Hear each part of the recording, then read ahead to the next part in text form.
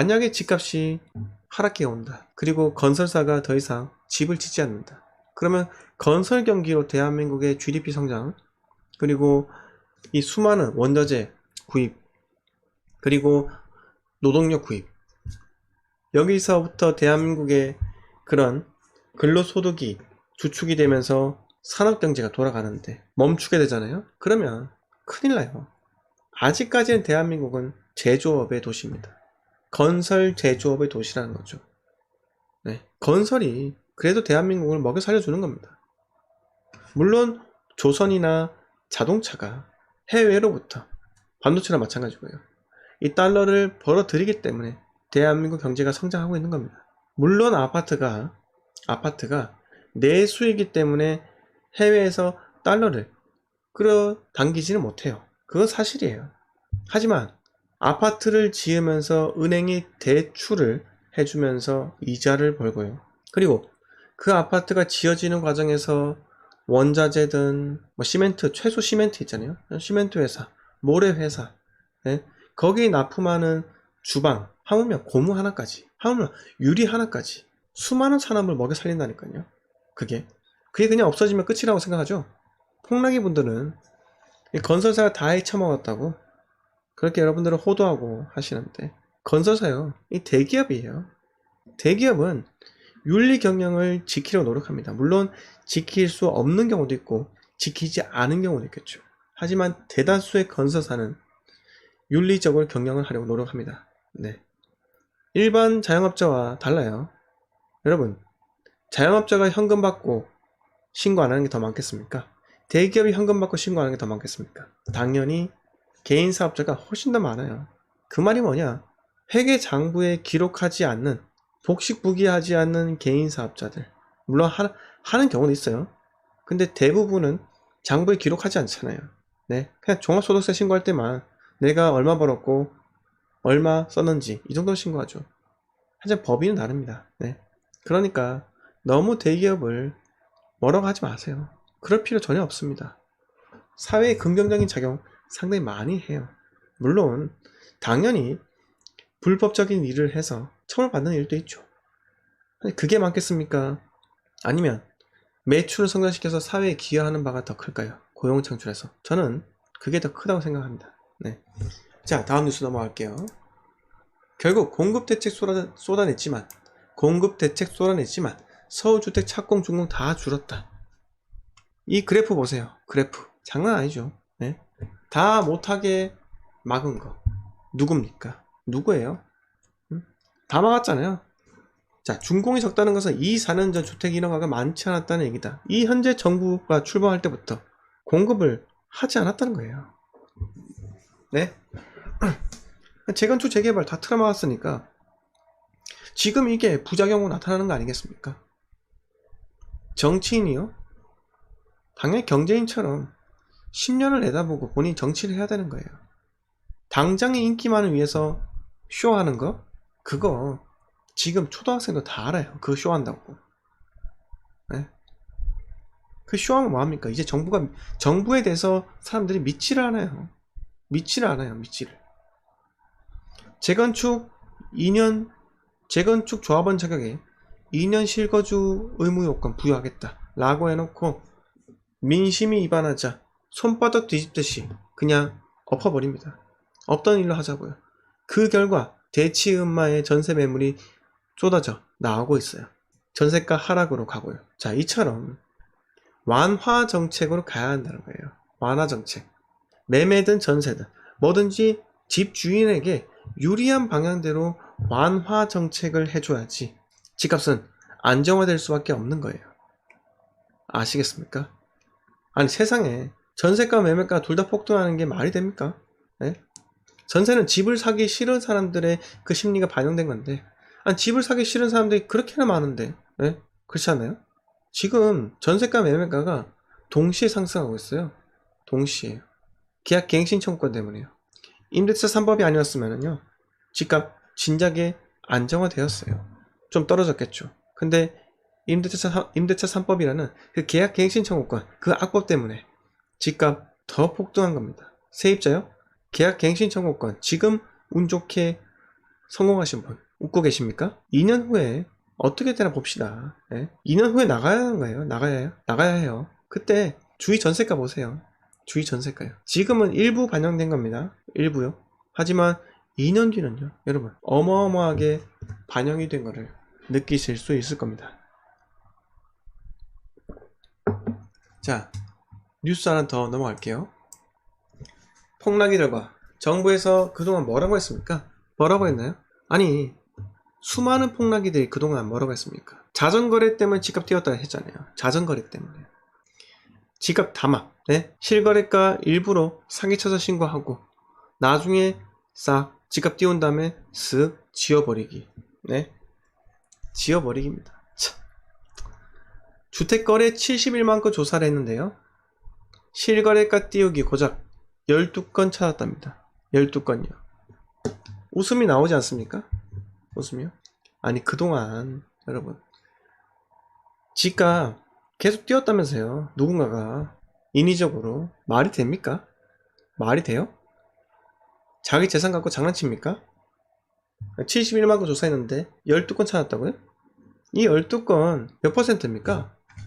제가 어처구니 없어가지고 계산기 한번 두드려 볼까요? 12건 나누기 71만 곱하기 100, 이게 몇 퍼센트예요? 0.001%입니다. 0.001%예요. 이걸로 집값 대한민국을 띄웠습니까? 대한민국 집값 이걸로 띄웠어요? 말도 안 되는 소리 하고 있죠. 그러니까 이 폭락이들은 본인의 상황에 유리하게 여러분들을 호도하는 거예요. 이 대표적인 폭락이 한 명 있잖아요. 제가 정말 화가 나가지고 그 사람이 저한테 민사나 형사 소송을 다 걸었을 때 화가 났습니다. 하지만 지금은요, 용서했어요. 용서했습니다. 왜 용서했을까요? 집을 가진 자는요, 대인배예요. 대인배입니다. 저는 그 사람의 의견을 존중을 했어요. 이런 부분은 동의한다. 근데 이 부분은 동의를 못한다 라고 그 사람의 영상 썸네일을 올렸는데, 아니, 저작권 위반으로 민형사 고소를 하지 뭐예요? 이거 뭡니까? 말이 됩니까? 저작권 위반요? 본인 썸네일이 저작권 있어요? 아니, 본인이 호객노노나 국토교통부에서 자료 다 따와놓고 그게 저작권이에요? 응? 남의 자료 다 써놓고 그게 저작권입니까? 여러분, 이거 널리 좀 알려주세요. 주순생이라는 구독자 38,000명, 그 당시에는 2만명이었죠. 구독자 40만에 육박한 대형 유튜버가 저를 저작권 위반으로 고소를 했어요. 고소를 했습니다. 다행히, 정말 다행히 저는 저와 정말 친한 변호사가 있어요. 변호사 형님이 계십니다. 이 형님께서 얼마 전에 문정 법조타운에 개업을 하셨는데 정말 존경하는 분이에요. 그분께서 도와주지 않았다면 아마 제가 졌을 수 있죠. 추후에 그분하고 만나서 제가 인터뷰하는 거는 제가 올릴 테니까요. 근데 저는 다 떠나가지고 저도 제 시간과 비용을 잃었어요. 잃었습니다. 그분도 잃었죠. 자기 시간과 돈. 그런데 저는 용서합니다. 용서해요. 아직까지 형사적 결과가 안 나왔어요. 형사소송 결과가. 민사 제가 이겼습니다. 동영상 삭제 가처분 신청 제가 이겼어요. 근데 저작권 위반 형사건은 아직까지 마무리 안 되는데 아마 7월 말에 마무리한다고 하니까는 좀 기다려 보겠습니다. 상황은 계속해서 이야기 드릴게요. 여러분, 제 의견이 제가 겪은 일, 이 모 폭락론자에게 당한 일, 좀 애처롭다, 힘내라, 용기를 주고 싶다 라고 하신다면 구독과 좋아요 눌러주세요. 감사합니다. 자, 결국은 참 말도 안 되는 게 이 실거래가 띄우기 고작 12건이에요. 12건. 그동안 얼마나 거짓말 쳤습니까? 집값 폭락한다고요. 집값 띄우는 건 다 세력이 띄우는 거다. 국민들이 염원인지도 모르고 이렇게 거짓말만 하는 거예요. 거짓말만. 맨날 그렇죠. 가관이에요. 가관. 그리고 언젠가는 하락기가 오겠죠.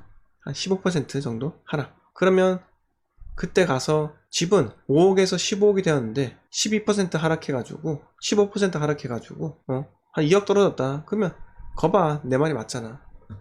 이럴 거 아닙니까? 뻔합니다. 스토리가 뻔해요. 네, 스토리가 뻔하죠. 네. 자, 뭐 저기 이상한 저기 종교단체에서 오셔가지고 제가 네, 이분은 안 보이게 해놓을게요. 뭐 종교에서 와가지고 뭐 이상한 소리 하시는데 네, 이런 분은 제가 일단 막을게요. 자, 허브님 반갑습니다. 한국은행에서 아파트 가격이 떨어질 때 경기 하락도 심하다고 했어요. 겁나요? 이렇게 말씀하시는데 한국은행에서 부동산 경기 걱정할 필요가 없어요. 네, 니네 집값이나 걱정하세요. 자, 기쁨님 반갑습니다. 김종수님 반갑습니다. 방종교님 반갑습니다. 행복이네님 반갑습니다. DSR 40% 막혀서 집을 사고 싶어도 못 사요 라고 하셨는데 이게 말이 됩니까? 예? 무주택자가 집을 사고 싶어서 은행 문을 노크를 하니까 DSR 40% 규제를 한대요.